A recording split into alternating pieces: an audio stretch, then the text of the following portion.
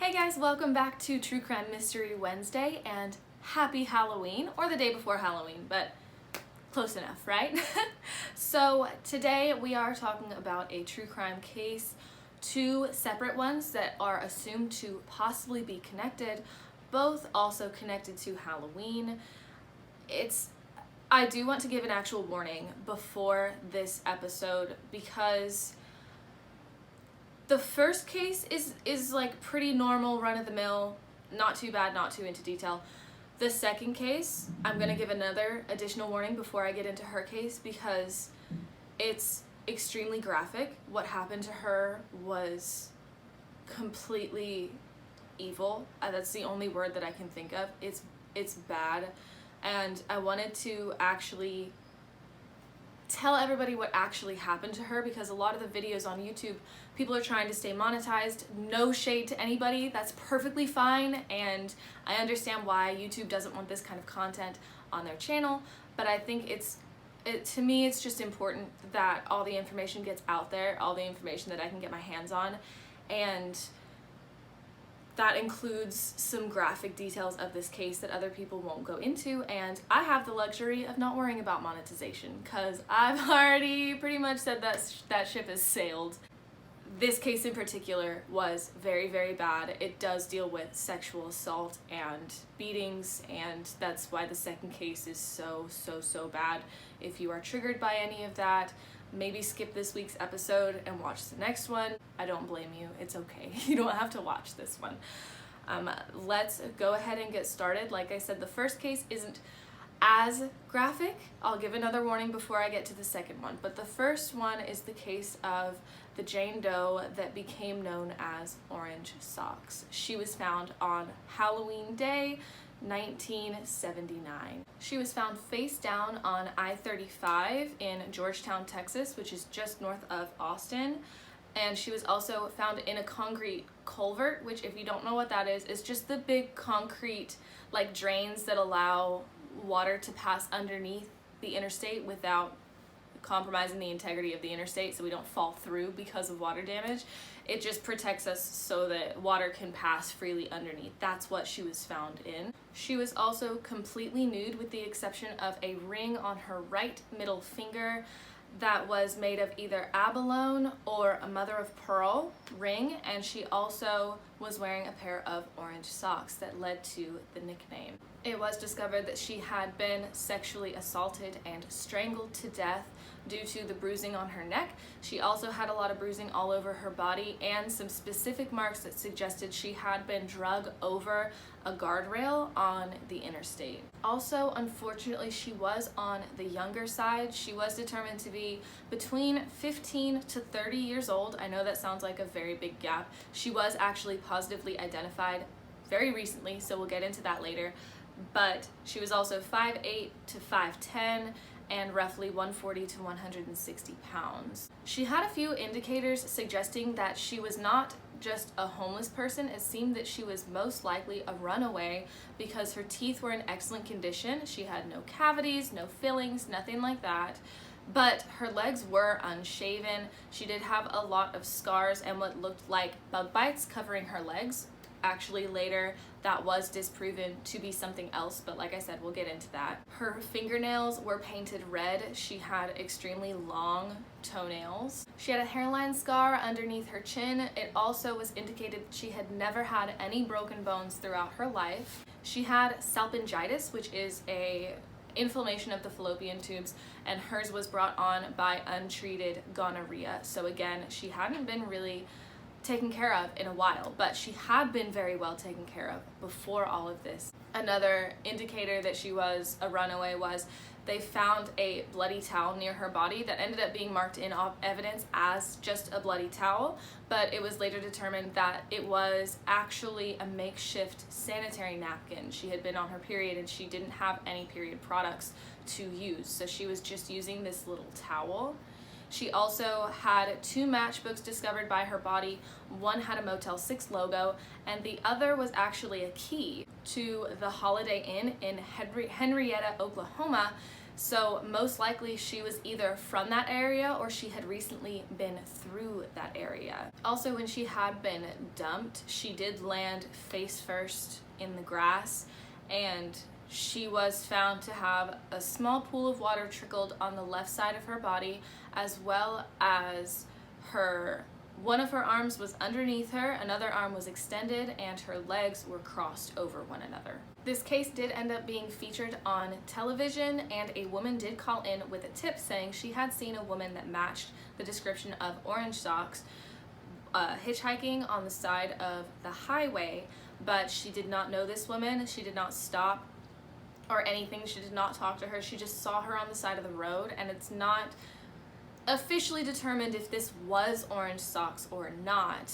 but there was no additional information. This did not lead anywhere anyway. In 1982, Henry Lee Lucas, notorious serial killer, ended up confessing to the murder of Orange Socks, but he was found guilty and sentenced to death. After he got sentenced to death, he quickly recanted his statement and said, whoa, I did not actually murder her. Like, he was trying to get back off of death row, because his story is a very unique one. We're gonna go ahead and get into this just because I feel like I have to explain his story so that you can fully understand why he could have falsely confessed to the murder of Orange Socks. So Henry Lee Lucas had a very, very tumultuous past. He was raised by alcoholic parents. His mother was a sex worker. There was also rumors that his mother made him watch while she was working. His sexual deviancy really started picking up speed when he was a teenager, when he started apparently having sexual acts with dead animals, as well as raping his own half-brother. He had a very, very messed up past. In 1960, he ended up getting sentenced to 20 to 40 years in prison for the murder of his own mother. He fully confessed to this murder. He did not dispute it. He went to Jackson State Penitentiary, but after 2 attempted suicides, he ended up getting moved to a mental health facility, and he ended up getting released only 10 years after his sentencing in 1970, which,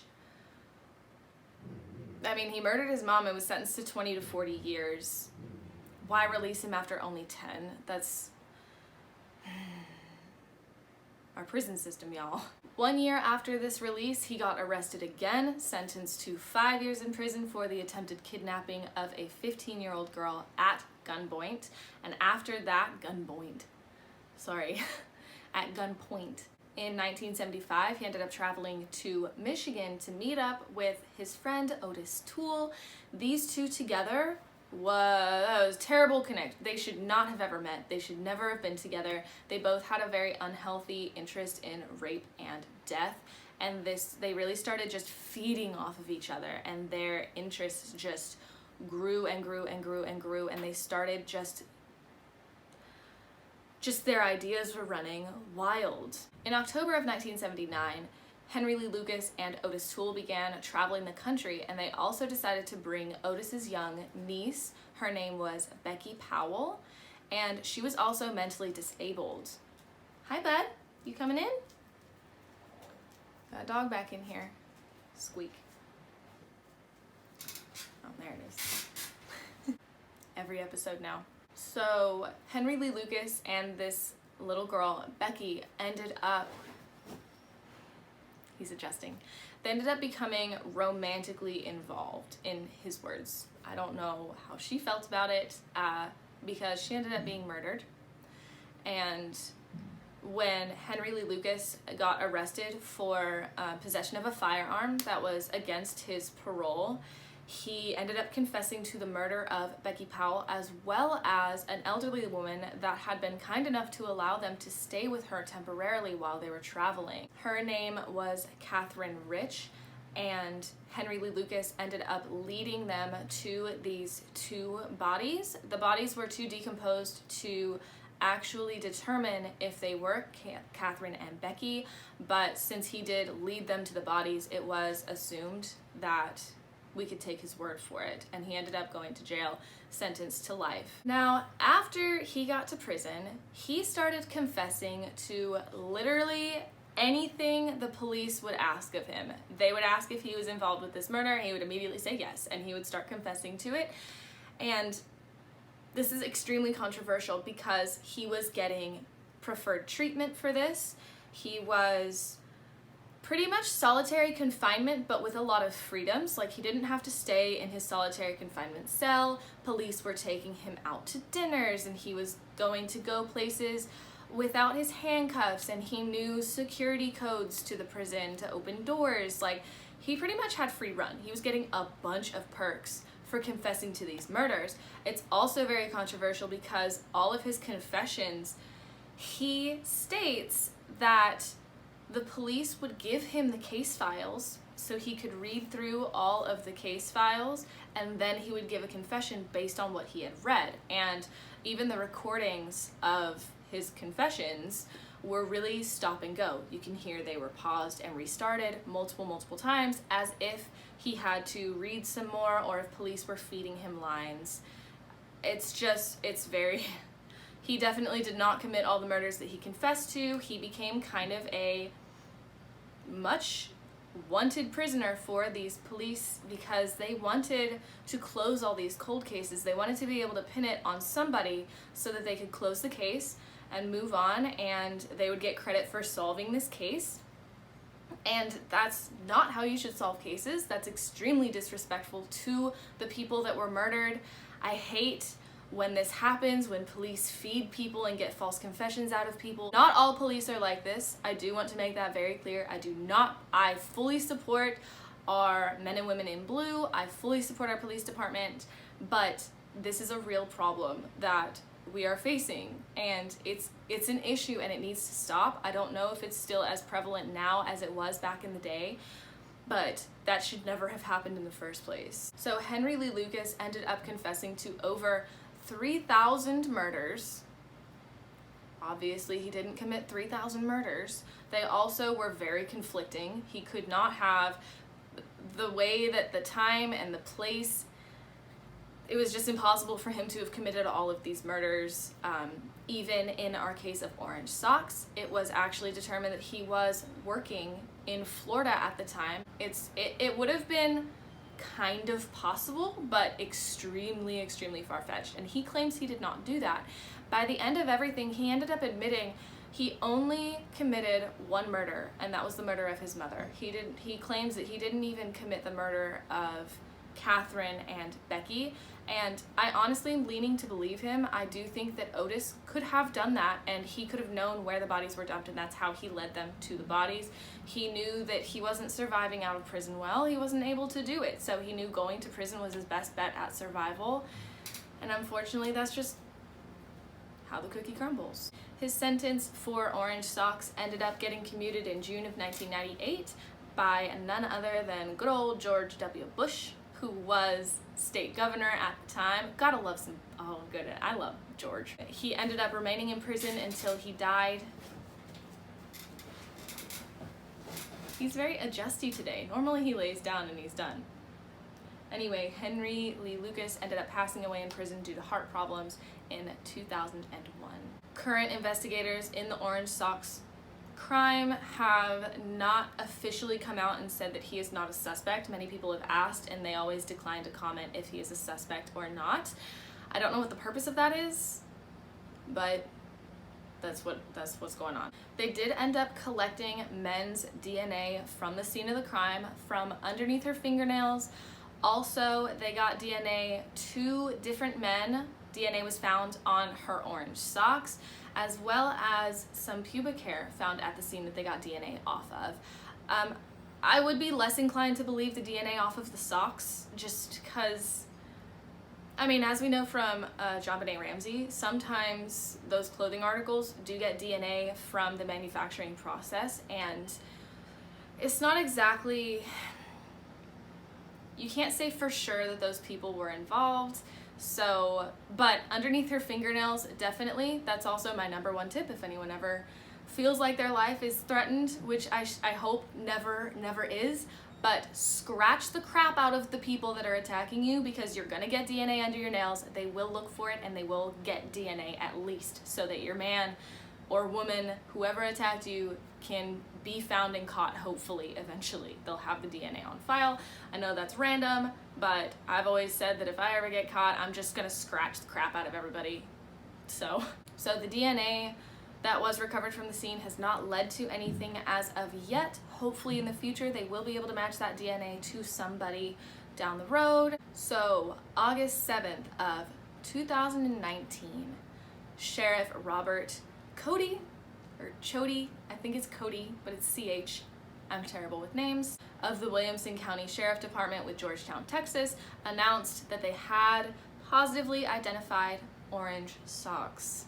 She was identified as 23-year-old Deborah Louise Jackson of Abilene, Texas. Now, the reason that this case went unsolved for as long as it did is this woman was never reported as missing. This is a common theme on this channel with the unsolved crimes. A lot of these women that are murdered and it's unsolved is because they ran away from home or they left home and they just don't have anybody who knows that they went missing, and it's such a tragedy. Always keep at least one person, y'all. I know that that's a steep order, but one person. You should be calling one person regularly so that if something happens, they got your back. She ended up leaving Abilene in 1977, and by 1978 she was working at the Ramada Inn in Amarillo, Texas, as well as the Beaumont Assisted Living Facility, and that was in Azle, which is northwest of Fort Worth. I have no idea how to pronounce that town name. Common theme, guys, common theme. Now, her family didn't report her as missing because she just left and they just assumed she was doing okay. They had no idea that she was missing. And so horrible. Her sister ended up seeing a sketch of orange socks on TV, ended up calling the sheriff's department saying that it looked remarkably similar to her sister, who she hadn't had contact with since 1977. They ended up doing a DNA test and determined that it was 100% Deborah, which is just, finally she was able to be found. And I'm so thankful that people, like, through all this hard work, and 2019 really seems to be the year that so many of these unidentified cases were able to be finally identified, which is amazing. But unfortunately, the killer is still out there. Now, she was able to be identified by the scars on her legs. Like I said, they were assumed to have been insect bites, but they were later determined that they were actually scars from a bacterial infection called impetigo that Deborah had as a child. She was also able to be identified by her abnormally long toes. Sorry, that's a weird one. And her abnormally shaped earlobes, very uniquely shaped. So they were able to 100% without a doubt know that this was Deborah. Also, this case could not have been solved without the DNA Doe Project, also called DDP.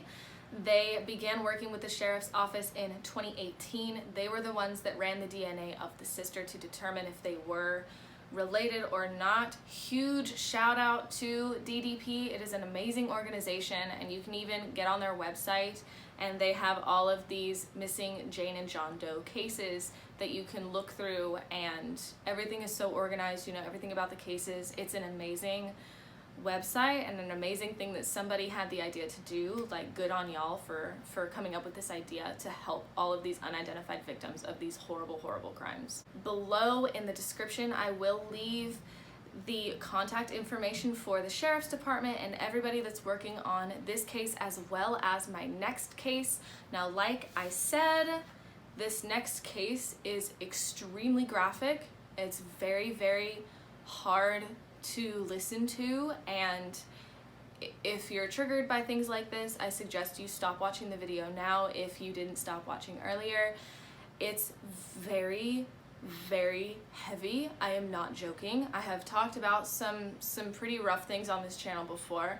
This one got to me. This one is horrible, and I don't want anyone to keep watching and then just have issues afterwards. Like, if you have issues with sexual assault stories or anything like that, you need to stop watching, because this one it's horrible. So exactly a year later, it actually was discovered on the morning of November 1st at about 9:30 in the morning.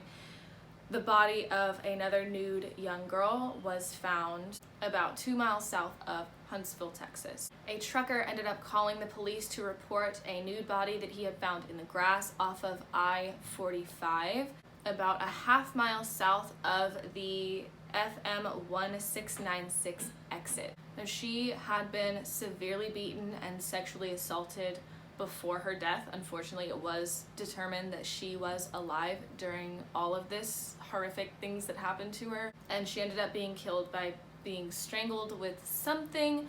Most likely they think that it was a pair of pantyhose, because they found a pair of pantyhose not on her but inside her, along with a pair of underwear that it was determined most likely were hers. They're not exactly sure. She was sexually assaulted in both lower body cavities with a blunt object. It caused a lot of damage. It was unable to be determined if she was also conventionally raped in the process or not, because of all the damage done by the blunt object. She did have a very deep bite mark on the back of her right shoulder, as well as bruising all over her body due to the beating that she suffered. And she also had very, very swollen lips and a swollen right eye. And that, to me, I didn't read this, but I think that she was killed by someone who was left-handed, because the swelling on the right side of her face was significantly more severe than the left side. So that to me means someone with their left hand was hitting her. And I didn't read that, but that's just what I gather from that. And it maybe they determined that that was not the case because of other indicators, but just the preliminary information that I was able to gather, it seems like it was a left-handed person. It also is possible that it was a woman who killed her, because just the way that this sexual assault went on, much more brutal, much more just horrific.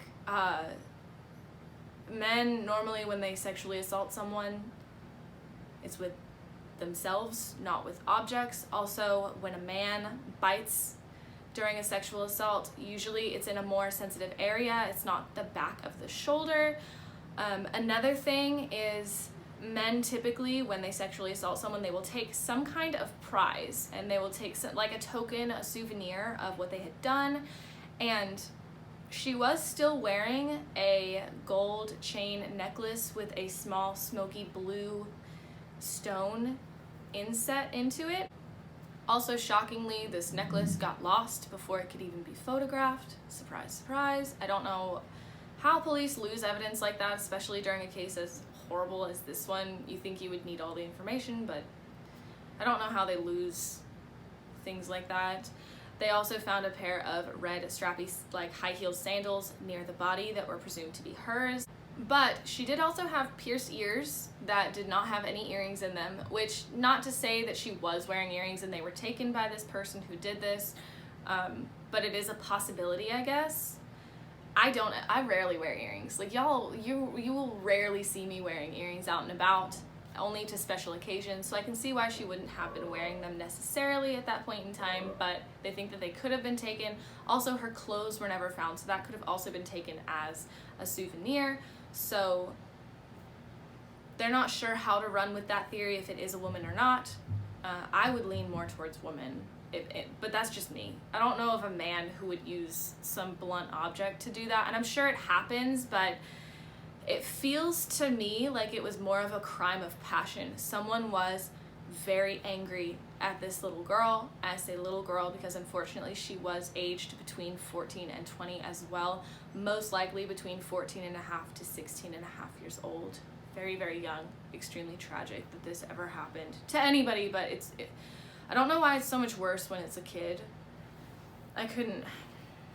It's just horrible. But yeah, it just seems like someone was angry. They beat her and raped her in this horrific way, made sure to make her suffer as much as possible. They also, it's assumed that the pantyhose and the underwear were stuffed inside of her. I'm sorry. It's horrible to talk about this case. I almost backed out of doing this case, honestly. It's horrific. But it's assumed they put those inside of her to stop the bleeding while they transported her body, so she could have been killed somewhere else and dumped in this location. They determined that she was most likely from a middle-class family because she had excellent dental health. They were not able to determine conclusively if she had braces or not, but it was noted that her teeth were perfectly aligned. She did have one or more filling in her teeth, so she was being extremely well taken care of. She also had light brown hair, hazel eyes to brown eyes, not necessarily determined, a 1.5-inch scar on her right eyebrow. There were some sources saying elbow, but I did find a very reliable source that even said that they went out of their way and contacted the actual police department to verify this fact. It was her eyebrow, not her elbow. She was a very healthy weight, again indicating that she was a recent runaway, and her right nipple may have been inverted. So again, Henry Lee Lucas was assumed to have been possibly related to this murder because of the orange socks case and everything. It was later, he was ruled out in the end because they were unable to match his dental record to the bite on the back of this girl's shoulder. But also, I will just say, the whole dental molds and everything to match the teeth to the bite mark, notoriously not great, because it's really, your skin is malleable. It's gonna move around, and depending on what angle your arm is in or something, it's gonna change the way that bite mark looks, and it's very hard to get an accurate dental mold on these kinds of things, and I don't like when police use that. It's kind of the whole lie detector test scenario where it's notoriously wrong, but police still use it for some reason. I know that they're trying to use everything at their dispense to catch these killers, but that's not the way to go in my opinion. I don't think Henry Lee Lucas did it, okay? I want to put that out there. He didn't do it. I think he literally killed the one person, just his mom. But just that being said, I don't believe the whole dental mold thing. It seems very far-fetched to me. So after news of this girl's murder broke, a man ended up coming forward saying that he had seen a girl matching her description, and they ended up saying that this was a positive identity. They did believe that this was the actual girl that got murdered.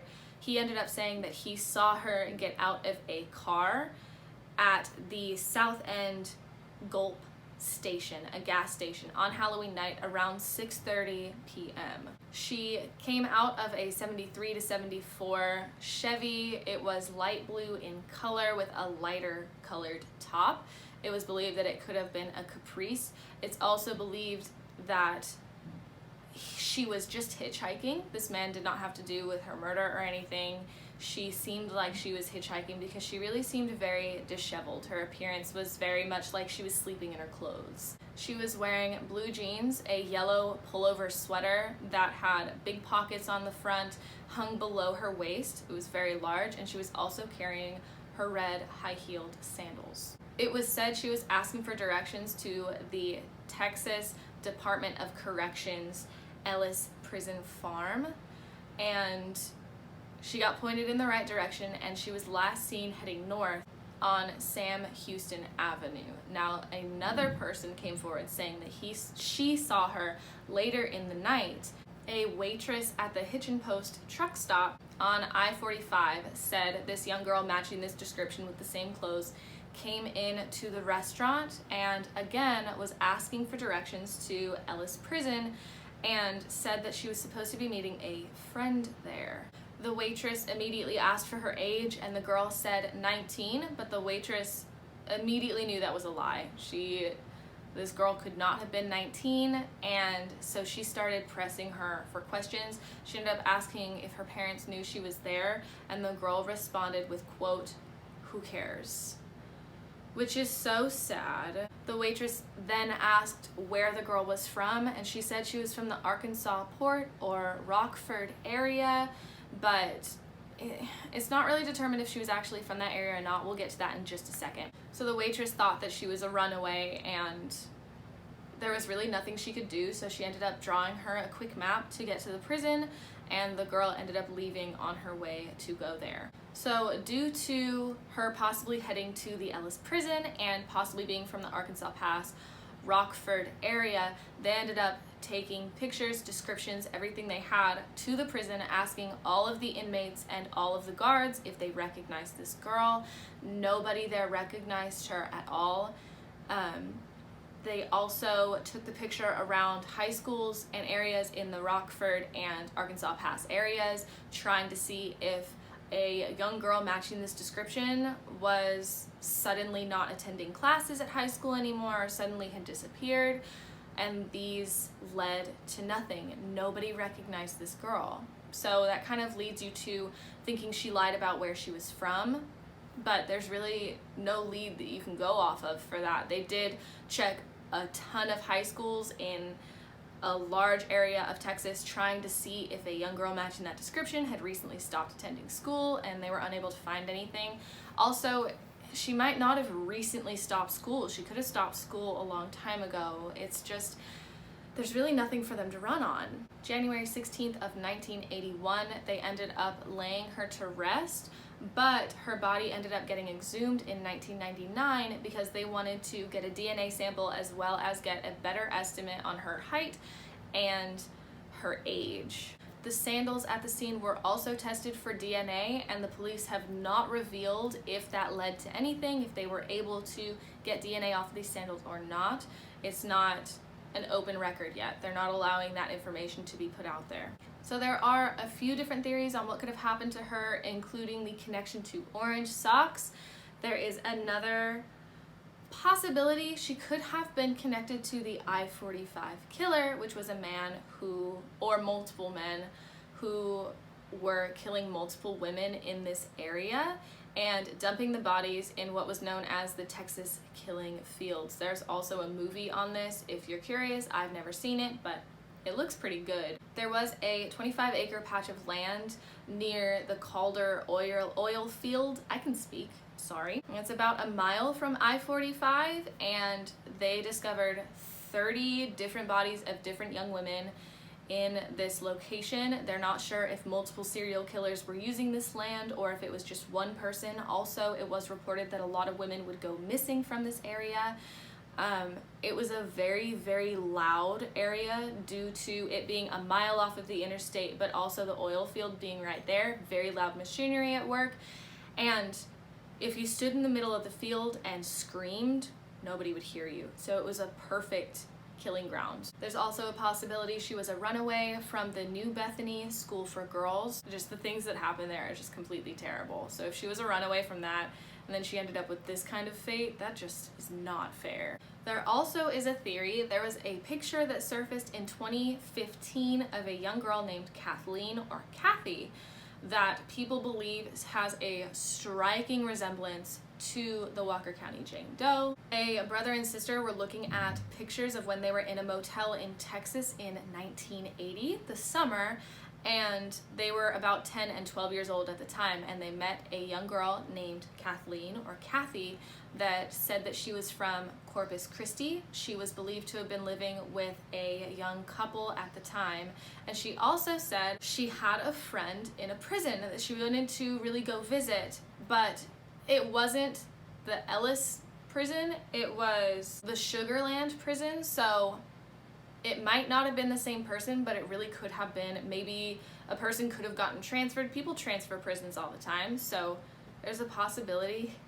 I'm sorry, he's sleeping and his tail is wagging right now. He's very active in his sleep. This is a good break from this horrific story. He's adorable. So due to this picture, there were appeals made to anybody who grew up in the Corpus Christi area, went to elementary school or middle school in the 60s or 70s, is encouraged to contact the police. I'm gonna put all the contact information below as well. If you were in school and maybe you recognize, look at the pictures and see if you recognize this girl, see if you could possibly get a lead to help find her identity. There's also another possible connection where there were 4 female victims who were found strangled, murdered, dead and nude on the side of I-45. And there's a lot of information that's held back from this set of crimes. It was also in 1980, around the same time and the same location as the Walker County Jane Doe, and all of them have the similarity of them being nude when they were dumped, and a couple of them do have very, very similar injuries and were assaulted and sexually assaulted in the same way. Out of these 4 victims, only 1 has been positively identified. That means there are 3 Jane Does in this case. So one of those victims was the Walker County Jane Doe. The rest were found closer to Houston, one near I-45 and AirTech, the other just down the road in Greens. The last was in Houston near I-45 at Stokes Street near the 610 loop. There were a lot of, like I said, similarities in these cases, and all of these girls that were taken were considered high-risk victims, meaning they were homeless, they were runaways, transients, prostitutes, something like that. Like I said, there's no really specifics on these cases, so I wasn't able to drudge up too much, but there were a lot of similarities, and it's a possibility that this was a serial killer connection. There's one last theory that this was actually a girl named Kitty, who was a 17-year-old girl that was living in the Galveston Youth Center, and her photo was featured in the 1980 documentary Runaways. So that's the last theory on possible leads on who this girl could have been.